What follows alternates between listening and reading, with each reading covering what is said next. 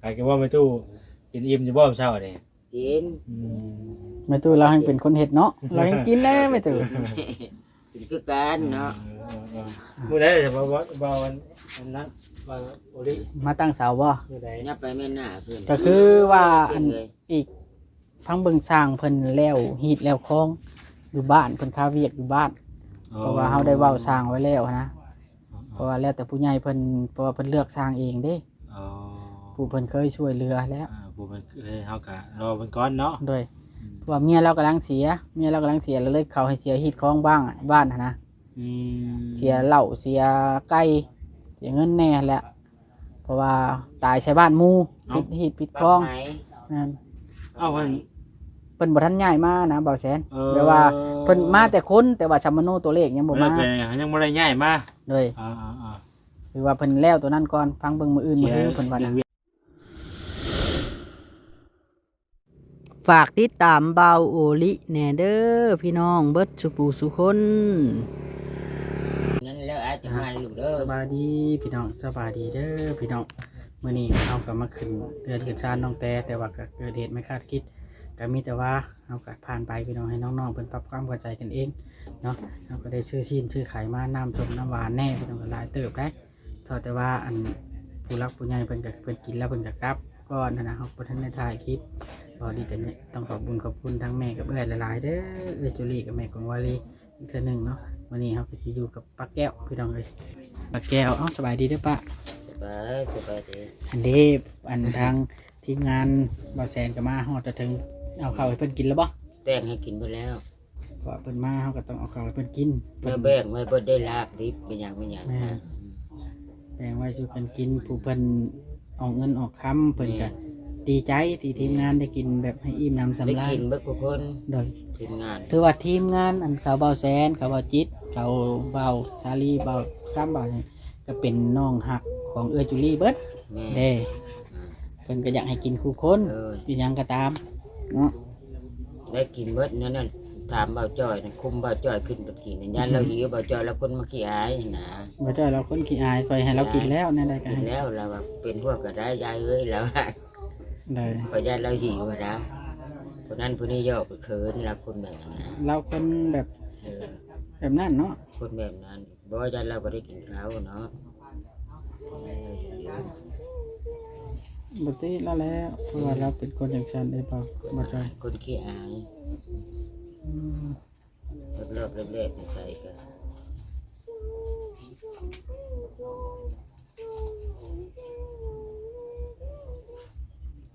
จากพี่สั่งเนาะเรื่องน้องแต่ก็มีแต่ว่าเขาอันนั้นแล้วจะจังบอกเขาป้าก็บอกเสริมน้ำยังไงถึงว่าเขาเป็นลูกหลานแท้ๆกันจักแล้วมันอารมณ์เล็กน้อยเนาะเขา เล็ เนาะ กน้อยจะคนแจกมัน นั่น ไทยบุพังผ่าน อืม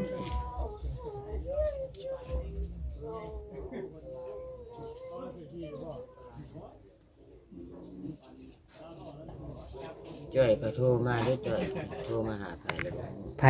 พ่อมัน บ่จอยนี่บ่ โทรมาหาตัวเองเลยบอกบ่าวไปสั่งแล้วแล้ว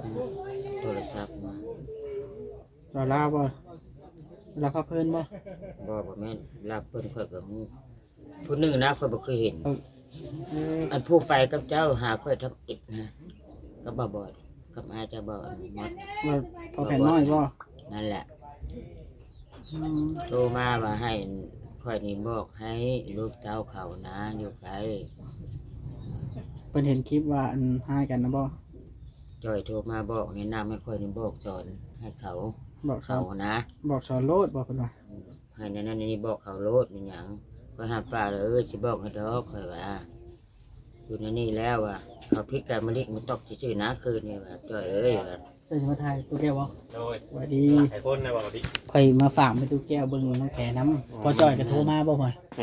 ถ้าเทศมาหาข่อยได้ออกกับบอกให้ฝากเบิ่งฝากบอกว่าตอนนั่นแหละหากข่อย อืม หลายคนน่ะมันบ่จักความ มันเว้าเนาะ นี่นั่งก่อนให้หมูตายคิดเดียวก่อน ว่ามันเย็นเนาะ แหม เฮ้ยเขาดีน้ำกันแล้วเขาก็ดีเลยแล้วครับ เลย อืม เพราะว่าหนึ่งมากอ่ะก็เฮาสิว่าอยากให้งานปรับความเข้าใจกันนี่อยู่พุ่นก็ ผิดกันเรื่อยอยู่หั่นนะ คิดเรื่อย เลยบ่อยากว่าให้ฟ้าอารมณ์ร้อนใส่กัน ทิ้งเนี่ยไปอยู่พุ่นก็ปอกแปลกได้ค่อยถามนะ ผู้ไปอยู่นี่ มันก็ปกเป็ดใส่กันเรื่อยอยู่มันก็เลยนะ นี่เด็กน้อยห้ามเขาแน่ จะเป็นไรเนาะ มีแต่น้อยๆแต่ให้เรากินเขาทางนางเตเราก็ทันได้กินข้าวครัวแล้วนะว่ากินแล้วน้องเตว่ากินแล้วครัวตัวนางเตทันได้กิน ๆไม่ได้ มื้อนี้นะ ตัวนักแปลน่ะคุณยุ่งเนาะ เพราะว่าหนึ่งมากกับคำคือครัวแล้วสิติก็นิติบ่ได้คือนางเตเราเป็นคนเล่นเวียกเนาะหาเว่าอันคนฮู้จักหั้นนะ นั่นแหละ มันต้องเข้าใจได้ผัว แน เมียว แบ บ้า บ นเกิดแต่อยู่นี้ นี่ทำใจให้ผัวไปหาเว่าวัดมันสิจักจะบ่เนาะคนเนาะ อืม บ่จักได้ ลูกหานชนะไปหาบ้าวก็ เด็ก จะ น้ เลิ อก ย บ้าน น้ แต่ อย ใช่ไปเอาอันโทรศัพท์อยู่เพื่อนประมาณว่านี่ยังบ่ไปเอานะเนาะ ยั เด็ ง กน้อ อาย ย น้อยใจไว้ คนน้อยใจนี่ใจน้อย ปัดพ่อแม่ทางนั้นก็ให้ทายในจักหน้อยนะ นี่ อีตนนักแต่เยอะเลยนี่ ตัวนี้ได้แต่มันก็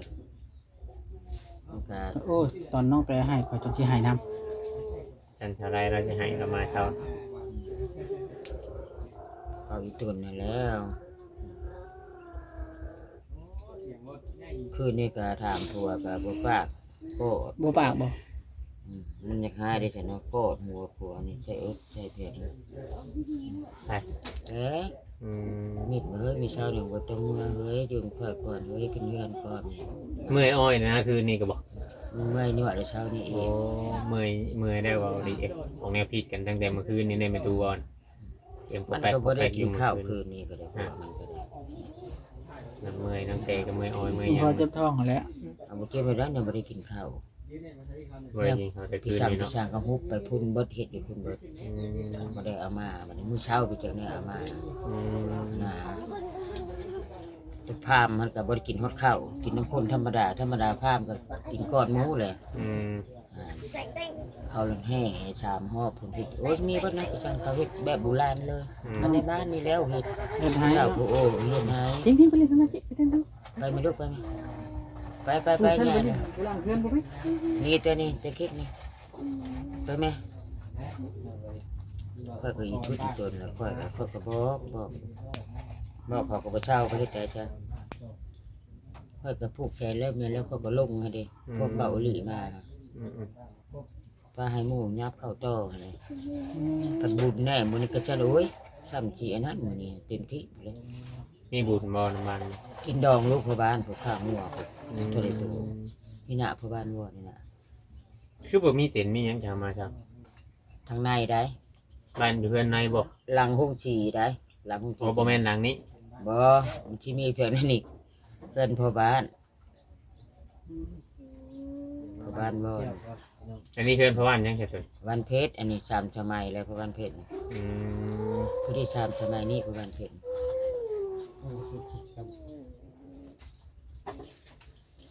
เท่านี้เราเป็นคนมักบ่งคนได้ฉัน อืม คนเราจะเป็นให้ชมสามสมัยนะแล้วคนบ่ทิ่มคนนั่นแหละเพิ่นจะมีเมื่อคนถึกเลขอะปากลาย 200เนาะ ดำเล็กดำน้อยนี่บ่ โด ได้ น ลง 100ล้าน เออ ก็ไปเฮ็ดได้ไหน คันถึกทำนั้นแหละลงอยู่คันถึกเรื่องมาเดี๋ยวบ่ได้ลง เพิ่นเลิกดูบ่ ถึกดูได้ เป็นชื่อลายดีบ่ฮอด200-300ล้าน โอ้ยชื่อก็เท่าใดผู้บางครั้งคือว่าบ่ฮอดแสนเฉพาะตอนถึกเลย เด็กจำโตเนาะ โย เกิด ม เนาะ ใช่ เลข4ตัวเพิ่น ที่ตัวถึก อ๋อ ชมตัวก็ถึกปากลาย ชื่อฮอนเด็กชีตูเนาะโอ้ตะลีประมาณนี้ ค่อยซื้อสองเทื่อละเล็กนะเลข6ตัวคิดตัวเดียวตอนอยู่บ้านน้อย อืม ได้อยู่ได้เลขอยู่ก่อนมันมีแนวพลาดอยู่นะคุณมือนี่ บอกมาแหน่อย่า ค่อ ให้ ย ชื่อ บอกไปมัน นั่ ก็ น บ ก็ อกไป พอได้ร ชื่ ถ อ ขี่แน่เนอนเบาดิ แม่นแล้ว ๆ คนละคัน บอกไปชื่อ มื้ออื่นก็ยังบอกวันจันทร์อันนี้มันติด ค่อย เนาะ บ่ได้ผ่านเพียงค่อยยังไปฮอดขมก็ฮอดบอก จะว่าเบาดีดมก็เป็นทุกแก้วแล้วพอดีเด้อ เดี๋ยว เอาเวียง เดี๋ สิ ยว จบ เดี๋ยว คลิปก่อน นั่งพักผ่อนท่าเด้อ โดย จังหน่อยจะเมื่อพร้อมกัน ถ้าจะบ่ได้ โดย ติดว่าสิมาชาช่างมามื้อนี้แต่ว่าบัดแล้วบัด ยากค่าเวียกนั่น แม่น เนาะ ช่างค่าเวีย ค่าก แบ เนาะ บว่าเสียนั่นบ้านเมืองเลยเนาะ เดี๋ยวบัดมาเบิ่งอยู่นี่ก็มันวุ่นวายอีกนะเดี๋ยวไปให้ช่างเวียงมือก่อนซะ มาเวียงแล้วก็ทุกผู้ชมพูมา แม่น ใครจะเล่าเฮ็ดกินแบบผู้หญิงนั่นแหละไว้ เราเฮ็ดกินอยู่เพื่อนเราก็เฮ็ดกิน เรา เรา เฮ็ดบุก เรา คนก็ตัวออก เราคนบ่ขี้คร้านได้จังเวียง คนเป็นเตี้ยเป็นต้อย บอกหยังเราก็เฮ็ดไป เออเฮ็ด เราละเลี้ยงจนข่อยจนใหญ่ ทันใจเนาะทันใจเราเลยเป็นบอกไว้ได้ค่อยประชาคือเห็นนี่แหละตีนมือค่อยก็ชนะหนาไปจริง เราเลี้ยงจนข่อยจนใหญ่ตั้งแต่น้อยไปเลี้ยง เชื่ออยู่ อยู่ไทยถ้าข่อยไปไทยอายุ12 13ได้แต่ไปเราเลี้ยงจนใหญ่ ก็เชื่ออยู่เจ้ากับน้องผู้ที่6เนาะ แม่น ไม่ใช่ธรรมดา เราก็ไปอยู่ไทยมีเมียอยู่ไทยแล้วก็มาอยู่ลาวมีเมียอยู่ลาว เราหันใด อืม สองเมียบ่เวียงเลย สิบ่สิบหรือบ่จัก เอาป้าเอาป่อยบ่หรือว่าเอาแต่ เอาแบบคอกันนี่แหละเพราะว่ามันเราเป็นบางเทื่อเขาก็อยู่ในห้องบ่ได้อยู่กกมันบ่เข้าใจกันถือมาแบบนั้นแล้วนะ แม่ ไปเบิ่งหมอดูก็ถือมาแบบนั้น ถือมาตะกี้เนาะ แม่นเรื่องแพงนี่แพงแต่ได้เมียลูกเมียเราแพง แม่น แล้วคนดู ก็เชื่อได้อยู่ก็เบิ่งนี่ใส่แล้วจะมือละมาทางนี้ บ่เคยตีบ่เคยหายเมียได้หรอกบ่ช้ำตะก่อยช้ำเรื่อง ตีเมียก็จำตีว่าเข้าแล้วนี่เด็กผู้หญิง จังสิว่าใดแล้วเนาะ ปนก็คือขยะแล้วช่วงนี้ เบิดแล้วนะพุ่น ปนเบิดแล้วก็มาเฮ็ดเฮือนให้เจ้าก็บ่เฮิงดอกมันก็แล้วดอกคันได้มาลงมือ แม่น เฮาก็ค่าสร้างเพิ่นบ่ทันว่างเฮ้ย แม่นเลย เพราะว่าเฮาต้องได้เอาสร้างเก่าให้ได้เว้าเพิ่นไว้แล้วเด้เพิ่นบัดคาเวียกต้องใจเย็นแน่แล้วอีจังก็ตามเนาะ อินตามมาแล้วเบาเลย คันเฮาไปเร่งเพิ่นร้ายก็บ่ได้เพิ่นก็คาเวียกเพิ่น แม่น เวียกจำเป็นได้เวียกกับ ก่อนนั้นเราค่อยแล้วยามไหนค่อยก็ขึ้นอยู่นะ บ่แล้วบ่ย่างดอกเนาะ ตู้ค่อยก็ยังมีนอนอยู่มีแล้วยามไหนค่อยก็ต้องขึ้นอยู่ค่อยจะบ่แห่บ่มือบ่หีดแล้วค่อยฮุบเครื่องขึ้นรถ อันนี้ก็แล้วแต่ผู้รักผู้ใหญ่เพิ่นสมมุติว่าเพิ่นแล้วเพิ่นอยากขึ้นให้จับเจือก็แล้วแต่เพิ่น แล้วจะเพิ่นแล้วจะผู้รักผู้ใหญ่เพิ่นคือเห็นนะ เห็นบ่อันนี้นะที่แรกนะ ฮะ เพิ่นคิดว่าผู้ใหญ่ทั้งอื่นเนาะที่อันจะซอยน้องแต้นี่เพิ่นว่าอาจจะมีงบประมาณชื่ออาหารการกินบ่เพิ่นพังเบิ่งแล้วก็บ่มีพอได้ปลาได้หยังมาแล้วมันบ่พอกันกินที่มัน เบิ่ง300,000 นั่นทำแต่เพิ่นเลยตัดสินใจน้องแต่นี่แนวใดก็เฮาเคยซอยคือลูกคือหลาน แม่น เพิ่นบ่ทิมบ่ปะเพิ่นก็เลยซอยพอได้ให้ทีมงานมากับทีมงานนี่แหละกินกับผู้แขกเพิ่นมา กับแขกกับคนกับทีมงานได้กินเนาะของเจนี่เจจูลี่นี่ก็เจ้าชื่อเจนมาจะเลือกกินหานี่ละว่า เพราะว่าเพิ่นผู้บ่อยู่กินก็มีเพิ่นพาวเนาะ ก็ผู้บ่อยู่กินเพิ่นก็เมื่อนะสิกินเบิดนะพวกใดก็ได้ ก็คืออันฮะเรียกบ่าวแสน เข้า มา ห้องน้ำบ่ สบายดีบ่าวแสนเด้บ่าวแสนก็มานั่งลมน้ำพี่น้องเนาะ เลย มานี่เพิ่น มา มา ดีโตว่าแต่ นี่ล่ะพี่น้องก็คือทีมงานบ่าวแสนนี่ได้เพิ่นพาอันพระอาจารย์มาซื้อที่ดินตัวนี้แม่นบ่บ่าวแสนตะกี้เนาะ แต่ก่อนน่ะ เฮาชื่ออยู่ ไปหาเพิ่นอยู่สวนอ้อย โอ้ สวนอ้อยแต่วันนี้ยังบ่ได้ซื้อมื้อนั้นน่ะพอดีเพิ่นฝากเงินไว้แล้วก็พากันมาซื้อต่อมื้อต่อมา โอ้ 3-4มื้อจะได้ซื้อ แต่ว่าทางพระอาจารย์เพิ่นซื้อให้ ผ่า คือ เงิ ดิน น ดังดอน ประมาณถือแล้วป้าให้ป้าตามาป้าซื้อแล้ว มาให้เบาลี่เด้อถือไปให้ได้กินบ่รับงัวนะ โอ้คักดี ได้กิ คาน กะลีบ่ แบ่งไว้ให้คนแบ่งไว้ ได้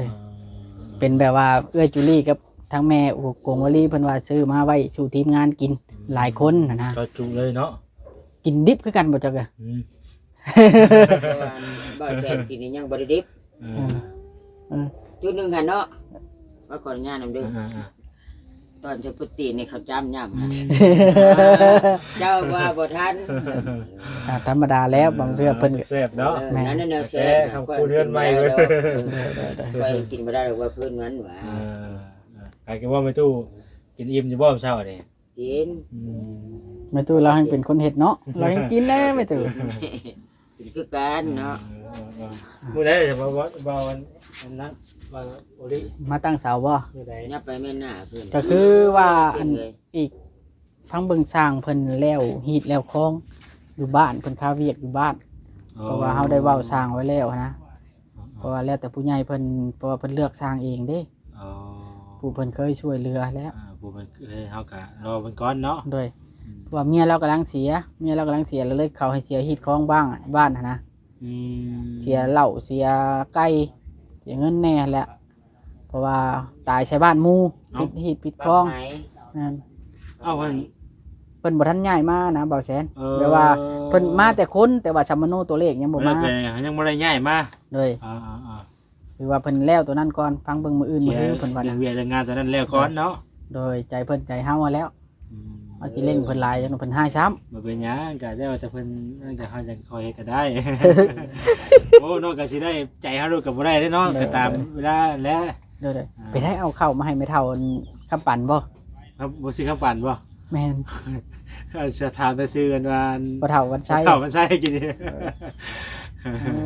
เอาข้าวให้เพิ่นนี่กินนี่สอบหนึงครับเป็นพวกเครื่องครัวและมาม่าปลากระป๋อง โดย อยู่ในกินนั่นแหละเว้าดิเอง โอ้ถือว่าเพิ่นเป็นเพื่อนบ้านน้องแต่ก็เลยได้อานิสงส์ไปนํกัน โดย เอ้าตัวว่าวลีได้บุญน้องแต่ได้คำซูเนี่ยนะ แม่นๆ ถ้าเฮาบ่เข้ามาหาน้องแต่ก็บ่เห็น แม่น เลย พระเจ้าก็บ่ เคี ได้ ยงกัน เลย อ่า ก็บ่ฮู้อีก เพราะว่าเพื่อนบ้านกันนี่สุดท้ายก็ได้พึ่งพาอาศัยกัน แม่น กันที่อา ใส่ ศัย กันเด้เนาะมีหยังก็พาใส่กันเนาะ โดย ตักแข่งกันคือว่าแหละพี่น้อง อาศัย YouTube คือถ้าเฮานี่ยามเจ็บยามโซมาเพื่อเฮาสิมาฮอดเนาะ โอ้ยเนาะอยู่ทั้งอื่นทั้งไกลเฮาก็ได้ โดยต้องหักแพงกันไว้คือว่า ผู้สู้ผู้อยู่ใกล้อันแหละหยังก็ได้ มีแต่ว่าอันถ้าเบิ่งและบ่แซ่นเลยมันสิงามบ่ตั้งเฮือนขึ้นบัดนี้ว่าสิเฮ็ดให้เพิ่นงามๆนะทางผู้หลักผู้ใหญ่เพิ่นเว้านะ แต่เบิ่งก็เห็นเชาอะป๊อตัวว่าแบบ เอาเสาไม้แก้น ร้อยนี่ว่ะรุ่นปวกกับเจ้าหัวสุกชัยยังบ่กินอยู่ แม่นเพราะว่าแล้ว แล้วเขาต้องได้ทาสีใส่กันพวกพร้อมเนาะ บ่แต่บ่ทาก็ยังบ่กินได้ใหม่นี่น่ะบ่กินใหม่นี่น่ะ คือ น้ คือ ทากับกันอีกระดับหนึงก็ โดย ผมงาม คือเฮือนน้องแต่นี่มันเป็นเสาโค้งไปนี่นะที่แรก FC ว่าขี้ร้ายอยู่แต่ว่ามันเวลาเขาตั้งขึ้นแล้วมันงามเลยเสา มันก็ไปตามแบบของมันเลยบ่แหละว่าเฮาตั้งขึ้นมันก็งามในแบบของมันบ่แหละมันเพราะว่ามันเข้าที่เข้าทางเองนะบ่แล้วก็ ไก่งามย้อนขนเนาะ อ่า คนงามย้อนแต่ง เอง ตื่นมาบ่ช่วยหน้าบ่ทาแป้งนี่ชัมพีนี่นะเอาโอเคบ่แซนปังอยู่ดีมีแฮงบัดนี้ถ้าข่อยก็สิได้ขอตัวกลับก่อนนะถ้าข่อยก็มาแต่หึงเลยแต่เช้าพุ จังน้อยก็ออกคือกันแล้วนี่ก็ มันฮ้อนบ่บ่ย่านติฮ้อนก็มีบักยืนอยู่เนาะพี่น้องกลับกันเด้อไม่เท่าเด้อโดย เจ้าก็บอกมาเนาะ โอ้ยข่อย เจ้าก็จะเฮือน มันที่ทุยดินไปขึ้นกบนี่รถข่อยนะ โอ้ย ไว้อันขายข้าวปีหน้าก่อนสิโฮมเงินซื้อตัวใหม่ นี่แหละใครเข้าเองจุ๊บ ขายข้าวยืมข้าวลุงขายก่อนโอเคสบายดีไปกลับก่อน โดยเฮ้ยนั่นแล้วเลยบอกไว้เท่าไหร่บอก แล้ว10 ปลาย17 18 นาทีแล้ว เอาที่เราได้ของมันนั่งคุยกันต้อง นี่ก็เป็นอันนั้นเนาะพี่น้องเนาะนี่เป็นปอกห้องน้ำพี่น้องเนาะปอกห้องน้ำน้องแต่เพิ่นก็โอ้ทำขุดลงบนนี่ก็พอแห้งอยู่ดอกพี่น้องเนาะเอาบ่แซนเจ้าหาข้าวชูช่างเพิ่นกินอยู่บ่น่ะบ่กินบ่ช่างเจ้าท้องจักรจันทร์บ่พาแล้วมาแล้วเด้อเด้อพี่น้องนี่7ปอกเพื่อที่เต็มนี่ก็พอแล้วจักก้อนนี่500บ่ 350 โอ้เจ็ดห้องหนึ่งพี่น้องเนาะมีเสาพร้อมว่าซั่นซะนี่ครับพี่น้องเนาะดีเด้อรถพอน้องแพทย์อันนี้โดยสบายดีเด็กเพื่อนแม่ตู้ปันพี่น้องสบายดีเด้อสบายดีโดยดีใจน้ำได้เข้าเนาะโดยโอ้รถอันนี้ตีนแวบปุ๊จ้าอันนี้บ่แวบไปเดี๋ยวได้ไปแล้วเนาะทางทีมงานไปสัมภาษณ์น้องแต่อยู่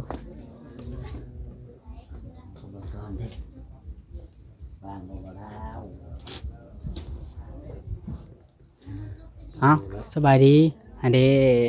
ได้เงินผูกแขนลายแล้วเด้ มาแล้วพี่น้องเลย คอยจะกินกล้วยกันเด้อคอยกินกล้วยหน่อยเด้อทุ่งชี้แซ่บแท้ มื้อเช้านี้ยังบ่ได้สุกเลย แม่นบ่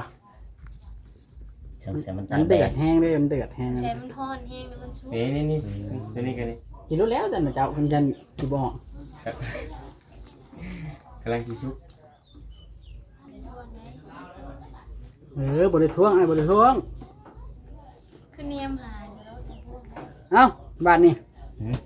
แล้วเหลือได้ค่อยน่ะใส่คลิปน่ะจบแล้วนะ ขึ้นมากินนี่จบเลย แม่งไอ้ถ่ายแบบมาเท่าแก้วถ่ายมันถ่ายมาเท่าแก้วเราอยู่ดีมีแห้งจุ๊บเจ้าก็คำพูดแล้วจุ๊บอ้ายก็สิได้กลับก่อนบัดนี้เนาะ โดย ไปพักเบิ่งมื้อหน้ามื้อในบัดนี้ ให้นกแต่พักผ่อนเนาะ เพิ่นมายามอีกมีแต่ว่าตั้งใจ ครับเข้าใจกัน เบิ่งแย่งกันคนเฮาเกิดมาแล้วมันสิอยู่ได้ฮอด100 ปีเสียงเด้ฮักแพงกันไว้แล้วมันดีแล้ว เดี๋ยวหักแผ่ลูกแผ่พอลูกแผ่อยากนอนแล้วเดี๋ยวนี้ อย่างน้อยล่ะ ยังโอ้ยชึ่งนะบอกดีบอกเลยแบบพังอยู่ เว้า นะ เว้าความจริงโลดบ่ แม่น ยากได้หาคน100 ปีเนาะ แม่น คน100 ปีผู้ฮอด100 ปีแล้วเฮ็ดหยัง โอ้ย บ่ เป็น ได้ นกเลยได้ข่อยพอคนร้อยปี ฮักแพงกันได้ดีแล้ว ผู้โซ บ่ให้เครียดให้กันนะบ่ว่าหมู่คู่บ่ว่าผัวเมียก็ตามคือเพิ่นว่าแหละคนน่ะบ่จำเป็นต้องฆ่าต้องแกล้งกันให้นะตายอยู่แล้ว ตายอยู่แล้วหอนมือ โอเคบัดนี้ไปลงนะ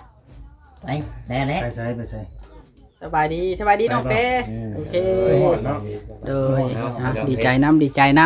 มือฉันวันดี ก็ได้ จะได้ ต่อควรก็ได้ เออเป็นทางสบายดี